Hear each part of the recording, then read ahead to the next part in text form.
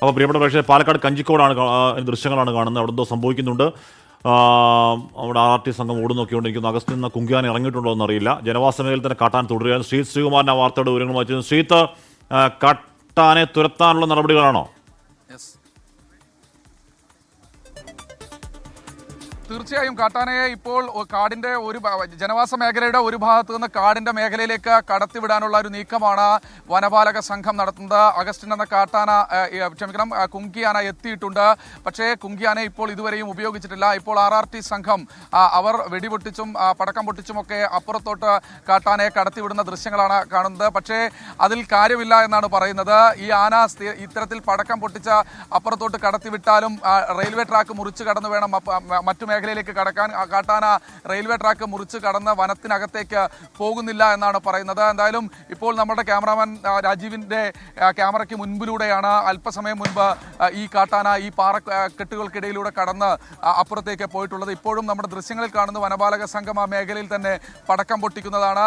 എന്തായാലും ജനങ്ങളോട് കൃത്യമായ രീതിയിൽ അകലം പാലിക്കാൻ നിർദ്ദേശിച്ചിട്ടുണ്ട്.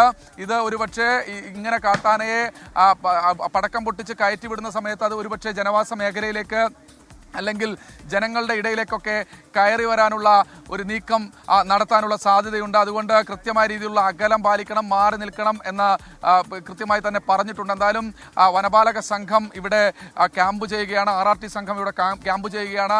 ആവശ്യമെങ്കിൽ മാത്രം കുങ്കിയാനയെ ഉപയോഗിക്കാമെന്ന ഒരു തീരുമാനത്തിലേക്ക് ഇപ്പോൾ പോയിട്ടുണ്ട്. എന്തായാലും അല്പസമയത്തിനകം തന്നെ കാട്ടാനയെ കാട് കയറ്റാൻ കഴിയുമെന്നാണ് പ്രതീക്ഷിക്കുന്നത്. നമ്മൾ കരുതുന്നത് പോലെ നിസ്സാരക്കാരനല്ല ഈ കാട്ടാന. പടക്കം പൊട്ടിക്കുന്ന സമയത്തടക്കം വനപാലക സംഘത്തിന് നേരെ തിരിഞ്ഞു വരുന്ന കാഴ്ചയായിരുന്നു നമ്മൾ അല്പസമയം മുൻപ് വരെ കണ്ടത്. ആന ഇപ്പോഴും വനപാലക സംഘത്തിൻ്റെ നിരീക്ഷണത്തിലുണ്ട്. അവർ നേരിട്ട് തന്നെ കാണുന്നുണ്ട്. അതുകൊണ്ട് തന്നെ ആനയെ തുരത്താനാകുമെന്ന പ്രതീക്ഷയാണുള്ളത്. തൊട്ടപ്പുറത്തെ മേഖല ഇപ്പോഴും ജനവാസ മേഖല തന്നെയാണ് എന്ന് മനസ്സിലാക്കുന്നു.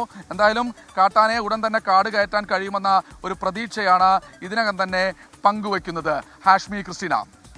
ശരി, ശ്രീകുമാറിനാണ് വിവരങ്ങൾ നൽകിയത്. എന്തായാലും ഈ കുങ്കിയാനെ ഉപയോഗിക്കുന്നതിന് മുമ്പ് തന്നെ കാട്ടാനയെ ഏതെങ്കിലും തരത്തിൽ പടക്കമൊക്കെ പൊട്ടിച്ച് എന്നുള്ളതാണ്. പക്ഷെ പുള്ളി തിരിച്ചാക്രമിക്കുന്നുണ്ട്. രാവിലെ വന്ന് വല്ല ഇലയോ കായോ ഒക്കെ കഴിക്കാമെന്ന് വെച്ചപ്പോൾ ഇവരെല്ലാം കൂടെ വന്ന് എന്തിനാണ് ഈ പടക്കം പൊട്ടിക്കുന്നതെന്നായിരിക്കും ആള് ചിന്തിക്കുന്നത്. പക്ഷേ ഈ പറയുന്നത് പോലെ ജനങ്ങളുടെ പ്രശ്നം വലുതാണ്.